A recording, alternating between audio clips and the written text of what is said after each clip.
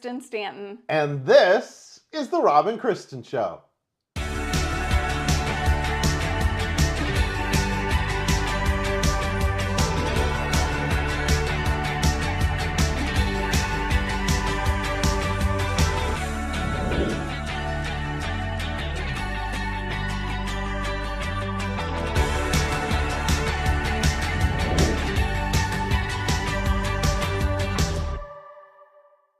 Hello and welcome to another edition of the Rob and Kristen Show.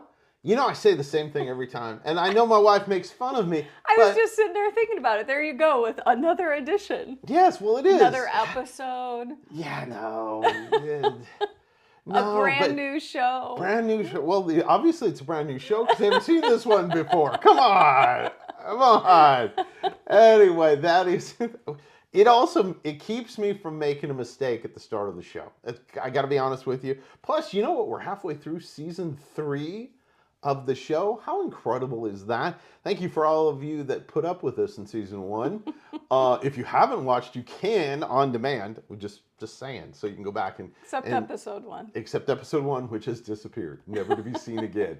Maybe at our 50th season. I won't care then. I'll be too old to care if we do it. I want to thank the great folks at 7 Weeks Coffee. You know, you can tell a great coffee when you do certain things. And I did one of those things today.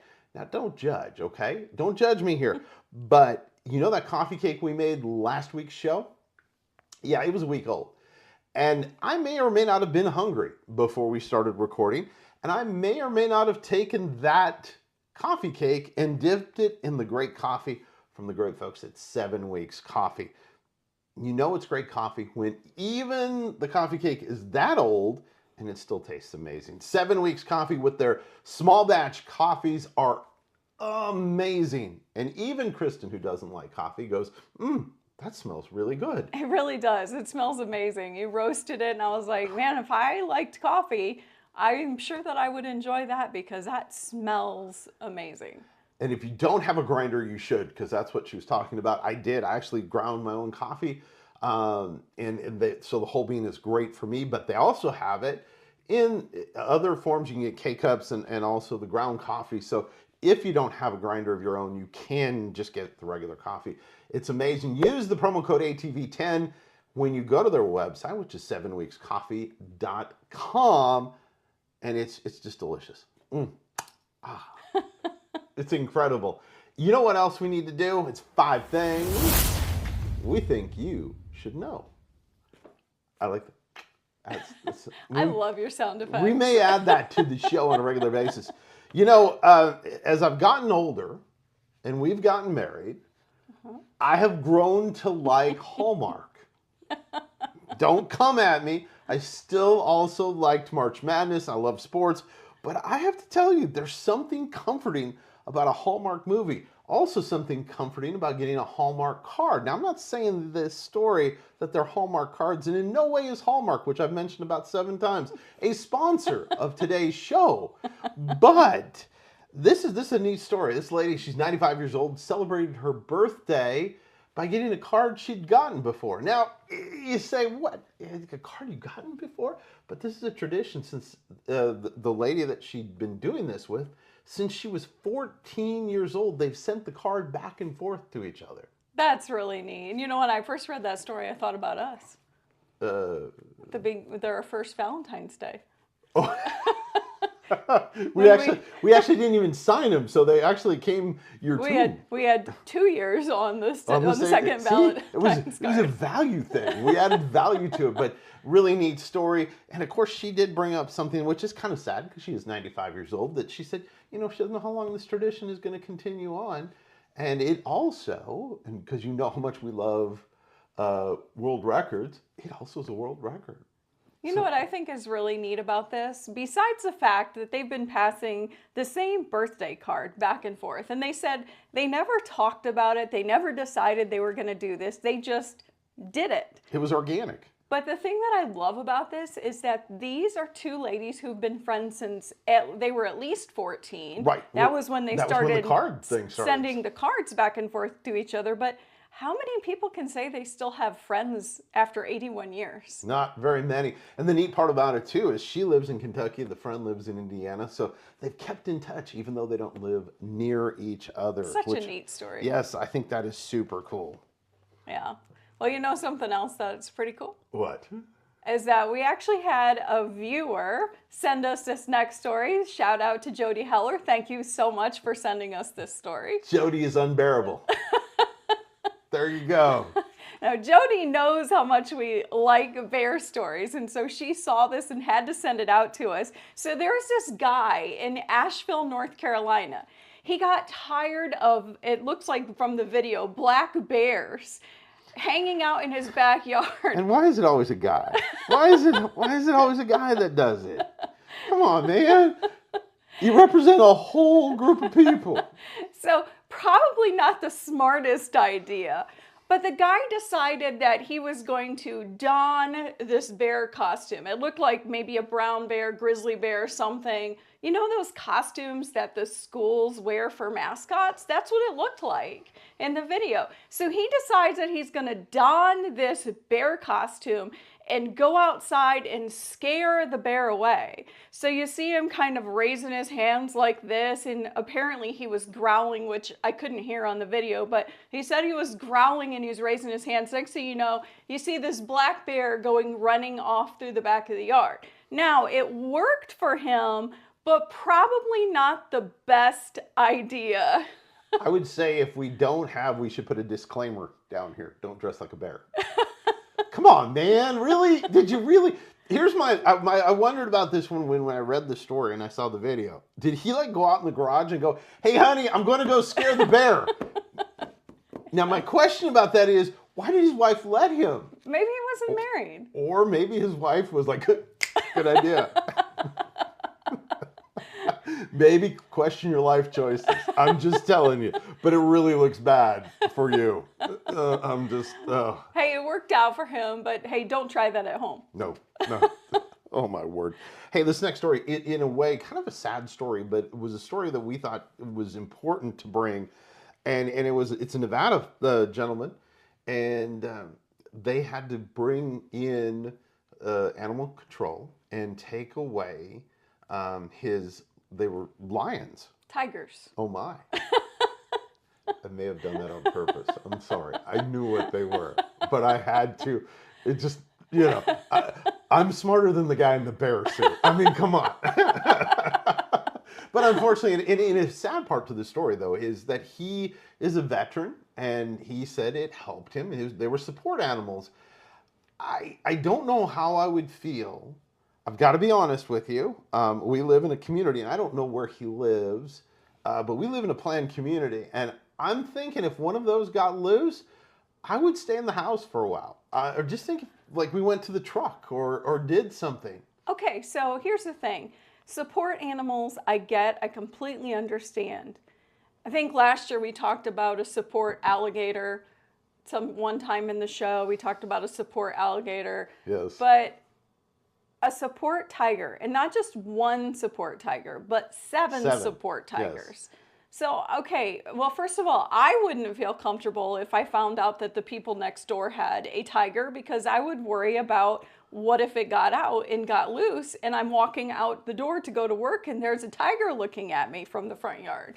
Yeah. Even if you live out in, on 50 acres, you still have to worry about stuff like this. Well, if the tiger gets free, yeah, it's gone. 50 acres isn't very far for a tiger. And maybe he should live next to the guy in the bear suit. That's all I'm going to say. Just. No, but they did. I guess they rehomed the tigers, and hey, we're not against anybody needing emotional support animals at all, but these are wild animals. Yep. And you just never know. The seriousness of it on that note is, he could go volunteer to zoo, do something like that.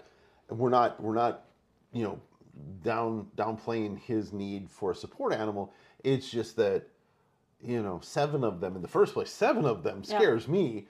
But wow, yeah. So what do you think? Let us know. Yes. Hit us up on the app. Let us know. What do you think about having a tiger as an emotional support animal? Do you think there should be rules? I think there should be. I really do. And in all seriousness, I really think animals like that, it'd be like having a pet elephant. Well, that's true. I mean, An emotional support animal. well, and for a lot of people from Alabama, Roll Tide, they do have a support elephant, but just saying. Okay, well, it's time to switch gears here. Is it utterly amazing? It is utterly amazing. So there are actually 2 otters in Green Bay, Wisconsin. They escaped during a recent snowstorm up there from the new zoo and adventure park in Green Bay. And so they were taking the title serious, that it was an adventure. So they were out. We're out of here. Yes. Ophelia and Louie were their names, and they escaped. Now, Ophelia has been returned, so they found her, and she returned, and they got her checked out. She's in perfectly good shape. Louie, however, he's still on the loose. Now, I hope, no tigers or anything find him, but, right. Or a bear, or a guy in a bear outfit. Either one. But Louie is still on the loose, and they said that it's otter mating season, and so they have a feeling he might be migrating a bit further north. Partying like a rock star. So, but they're hoping they don't think he's gotten too far away, and so they're hoping to find him relatively soon. Oh, there's got to be another joke coming. Look at the face. No, there's like several, and I can't think of which one would really be the best here. So I'm utterly perplexed. I don't know what to do. Oh, but we've made it. I wonder if an otter can do pull-ups. I kind of doubt it. Don't you think? I don't think so. I mean, I can't do a pull-up. I can't do it. This is an amazing story. So really neat story. Of course, we talk a lot about world records because we find them fascinating. I think it's our era. A lot of people were fascinated by by world records, and this one, when I was younger, I might have been able to do some, not this many. So Guinness Book of World Record, he did, was it 10,001 pull-ups in 24 hours. 10,001 pull-ups. Now the funny thing, and you pointed this out to me when we were talking about this, is he had the record for not even a full day, wasn't it? It wasn't even a full day. He had the record, lost the record in one day, and then he determined, he said, listen, I don't have I'm not a superhero, I'm not any of these things, but I can do this. And so he set out to set the record, 10,001 pull-ups in 24 hours. My arms hurt just thinking about it. Right. I mean, shoot. Just like, that's amazing. He should probably go hang out with the guy with the bear suit probably and help him. I don't know. But congratulations to him. It's incredible. I think the guy from Australia that beat his previous record is probably working on beating him again. I'm sure. Can you imagine? This is going to be fun. You know what they should do? They should do it as a pay-per-view. Yes. It would be fun is if they did it together in the same place. That's what I'm saying. No, as a pay-per-view. Oh, and do the whole thing. In the same place and see who goes the longest. Have the guy with the bear costume there cheering them on. I mean, come on, dude. You're famous in this show. Matt, it has been so much fun getting a chance to do the top 5 things we think you should know here on the show. And also, it's been fun looking back at some of the great interviews we've done over the last few weeks, and another interesting one this week. And we're going to take you now and get an interview with a really neat pastor. Hey, welcome back to the Rob and Kristen Show. And as you all know by now, I don't read. I don't read books. I can read. Just to clarify. I read to him. Yes, to clarify for those that have written us on the app and wondered why I was illiterate, that is not the case. I can read. I just choose not to. But Pastor Steve, we just met, and there are people in life that you meet, you just go, click. It's an instant connection. And Pastor Steve, he's got some great books. But Pastor, I want you to introduce yourself to our audience. Tell everybody a little bit about you. Okay, so I've been in the ministry a long time, been married 50 years, got a degree in instrumental music, vocal music, taught high school, got a doctorate in theology, was ordained with the Assemblies of God. Then I went non-denominational and started this little church in Smithton, Missouri. We pastored there for 12 years, no sign of anything, but we spoke that revival is coming. And in 1996, it did, after 12 years. Actually, it was not that great of an experience because my life actually collapsed rather than went up. And after 12 years, I stood in the pulpit and I said, I've spent everything I had. I'm like the woman with the issue of blood. I've spent everything I have, and still I'm no better. And the church was going great, but me, not so much. And I walked out. And from that year, then I walked out and I began to seek revival and scrounge it out, dig it out. I called Kathy and I said, I'll come back. I'm not going to start over, though. I walked in the building. I felt absolutely nothing. No sign of anything. And she's over there like she is there. And I walked about 12 steps toward her, 8 steps. I was going to give her a hug. And before I did, I was struck by the lightnings of God. I mean, I didn't just, I didn't have an experience. I had a transformation. I became another person. Not only the hurts that were in my life, but clear back to childhood. So what happened at that point? Well, at that point, then all of a sudden, I'm trying to adjust. Who am I? Because I don't have all the baggage. And another thing that happened, all the voices that I didn't know were chattering stopped. But I didn't know they were chattering, you know what I'm saying? And all of a sudden, I hear the voice of God. So that was in a town of 532 people. And it's a long story, why would I do a church in 532 people? Please let me make excuses for myself someday. It's a good story. But anyway, because we got offered huge churches in Chicago, but we took this one. And God said he would raise the dead, and so I took it. And there were no people, no money, nothing. And so we started there, and I thought revival, and I preached revival, and I talked revival. I told people, just try to imagine hundreds of people trying to get into this building because of the glory of God. And I think it was so big, they said, yay. But it was just out of their faith realm. But anyway, 12 years later, when I was at the lowest of my life, then God struck me with that power as I walked in. I didn't know what it was. We went 4 or 5 days, 7 weeks. We went like, what is this? What is this? What is this? And then people around the country started coming to the point where 250,000 people. Isn't that incredible? I mean, it's 532 people. They don't really want 250,000 people, but they came anyway. 250,000 people visited. Newsweek, Time, and name anybody.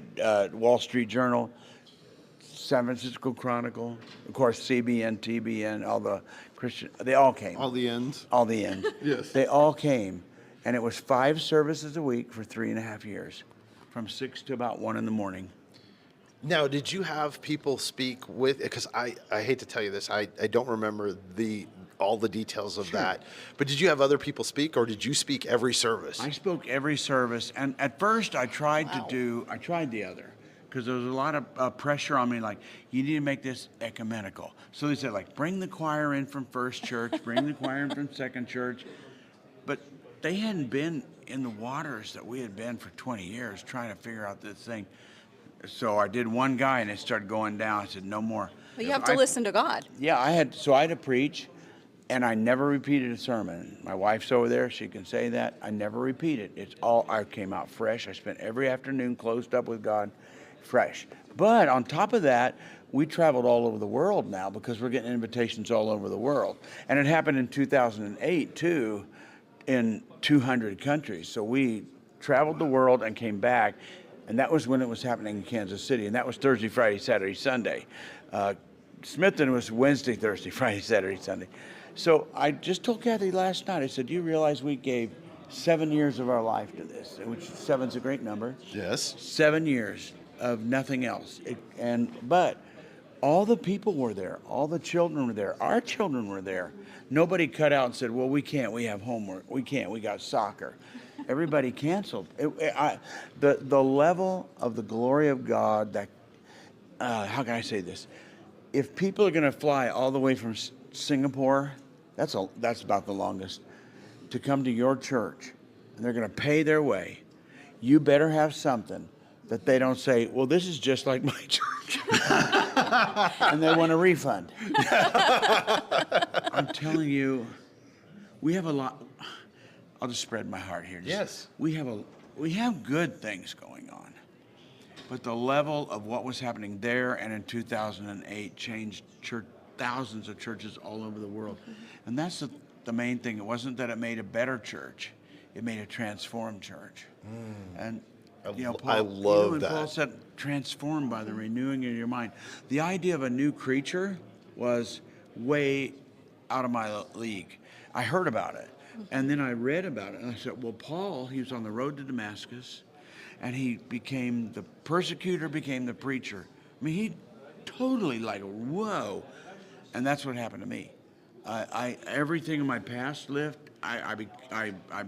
people started wanting to hear me preach. Not so much before. Honestly. Preach, and I began to sing, and things beyond my hand started happening by the thousands. That is truly amazing. So you got some books. Yeah. So at what point did you start writing books? Well, at that point when it happened, Chosen Books, Baker House Chosen, contacted me. Said, would you write a book? And I thought, I wish I paid attention in high school. So you relate. You related to. I was not that kind of student. Let's just say that. I wasn't even a Christian then. But anyway, so I gathered some help. People said, teach me how to kind of mentor me. It wasn't write the book for me, but mentor me. And I wrote When the Kingdom Comes. It's now been translated in about 7 or 8 languages. Wow. It's sort of been a core book to Revival. That's awesome. And so then this last year, with what's going on after the pandemic and into what's going on, a different publisher came and said, would you write a book? And then they said, how would you like to write a book with your son-in-law, J.D. King? You see his name on there? Okay. Prolific. Excellent. This guy, I mean, he's writing books that scholars in our country are reading, okay, on healing, deliverance. It's scholarly level. But anyway, I said, I don't know if we can do this, so it'll be my style, your style. Then Chosen Books came to us, which I had published before, and said, would you write a book? And they helped guide us to broaden it a little bit. So we have Mighty Like Gideon. You want it to hear? Well, no, I don't read, so it's. Oh, yeah, I need a literate person. Here, I'll give them to you. So you have Mighty Like Gideon, and that's out now? Yeah, it's out now. It just came out like last 2 weeks, and Chosen, Baker House Chosen. So you can get this on Amazon? Amazon or Barnes & Noble, or you can go to stevegrayministries.com and get it, whatever. I like the book because it's not, well, I didn't read my son-in-law's that's close. I read his stuff, but I had to read mine. Mm-hmm. So I read mine. And after years of, I don't have other books too, but I think this one is timely. I think this gives you simple ideas and revelation of where we are and what we need to do. Can I tell you a story out of it? Really We got quick, time? yeah. Yeah. One of my favorite stories out of the book is the story of Jonah.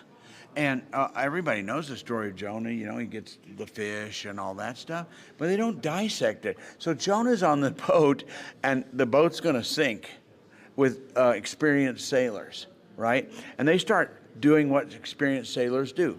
Throw stuff overboard and we'll be saved. Finally, they try to figure out, and finally Jonah says, you're not going to be saved. He said, why not? Because you're going to have to throw the preacher overboard. Why would I have to throw a preacher over the board? Because I'm not preaching what God told me to preach. Wow. If I would preach what God, we could sail, but I'm not. So the only way to save yourselves is to throw the preacher overboard. Well, he gets thrown overboard and he comes to his senses and he goes and preaches what God wants him to do, happily ever after. Amazing revelation that you can spend a lot of time on thinking, throw the preacher overboard. Well, nobody wants to hear that, but symbolically, I think it says a lot to us of why our government right now is moving forward in such, such breakneck speed right now. And yet the church, at this point, does not give me the feeling it's going to do anything different. Isn't that sad, Yeah. though? I wanted to, but I do too, because I heard a percentage about a week ago that only about 50% of Christians voted. yes, they grabbed me like a month before the election and said, "Would you please make videos for everybody, big names, and just make videos and say Just make videos for everybody." and say vote." Yes. Yeah, Yeah. because they were concerned about Christians not voting. So. The attitude of the church, I always say it. I come up against like, okay, the church is okay. We're the angels. What are you talking about, Pastor Steve? What are you talking about? We're the angels. They're the devils. I'm going like, well, that's not what happened with. Well, for instance, like Jonah, the church, he was the devil, and Nineveh was the devil, and these innocent sailors were just innocent victims. Well, that's another story, but and then Gideon had to do. He's brought. I mean, most sermons he's brought as a coward. He's hiding in the wine press. I don't see him that way. I said, number one, he's very clever. If he's coming up with, if he's got something to thresh, he's doing pretty good. But they call him mighty warrior. Go in the strength that you have, and he go like, what? And the first place God sends him was to his father's religion. It says, get rid of that and build me a proper altar. If he hadn't done that, he would have never been able to defeat the enemy that they really need. They really need to defeat the Midianites. Because they need to eat and need to grow, but they're never going to get there. And I think that's where America is and our churches are. We're going to, and we got to be concerned, like, it's good. It's good. Maybe the angel of the Lord has appeared to us and told us what to do. But if we've got to really consider our father's altar or the religion, I think in my opinion, we need a better altar to the Lord. We want you to go out and get this book, Mighty Like Gideon.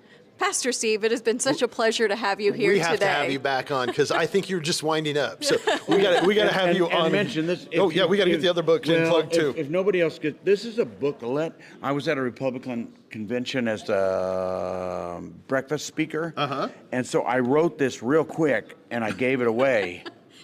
So it's short. See, that's my kind of book, right there. This might be more applicable to the Revelation. This is more of a teaching and lifestyle one. This is based on Jesus stood and said, "If you only knew what would bring for peace, but it's hidden from your eyes, and so Rome's going to come and destroy you." But they didn't have to, so you can have them both. Awesome. Hey, listen, go to your website. What's the website again? SteveGrayMinistries.com. That's it. And hey, thank you so much for being with us. Thank you. I enjoyed that interview so much with Pastor Steve Gray. It was just so much fun. He was like on fire. He made me want to go like out and preach that day. Well, and if you were there, we had to actually drag Rob away from his conversation because we had another interview scheduled. But It was really, really a good time getting to speak with Steve Gray. And this is his book, Mighty Like Gideon, and this was Steve Gray and J.D. King. And this is just a great, great story. It is out now. You can get it on Amazon.com or wherever you buy your favorite Christian books. And you can also go to his church if you live in Kansas City. So how cool is that? That's a kind of a neat thing. Wow, where'd the time go? Always flies by. It does. Remember the folks at 7 Weeks Coffee, 7weekscoffee.com. Use the promo code ATV10 when you check out. Supports a great organization, helps us too. You know what? We appreciate you so very much, and we want you to go out and live an abundant life.